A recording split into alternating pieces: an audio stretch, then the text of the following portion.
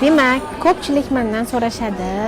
Ovqat yemasam, shirinliklar yemasam, baribir shirinlikka bo'lgan ehtiyojim ortadi. Juda ham ko'pchilik savollari menga qiziq bo'ldi. Ya'ni ular nimaga hamma narsani ehtiyojlarimizga mos ravishda yemaymiz? Masalan, shirinlik yegimiz kelsa, nima bilandir uni to'ldirishimiz mumkin-ku degan savollarni berishgani uchun ham men bugun bir narsani ko'rib qoldim. Ya'ni juda ham shakarsiz bo'lgan murabbolar ham bizda ishlab chiqarilayotgan ekan. O'zbekistonimiz juda ham mevalari shirin. Shu shirin mevalarning o'zidan hech qanaqa qo'shmalasiz qilinayotgan murabbolar ham bor ekan, jemlar. Va shuni o'zim har doim qizimga yoki o'zim ham shirinlik yegim kelganda tatib ko'ryapman, yoqyapti.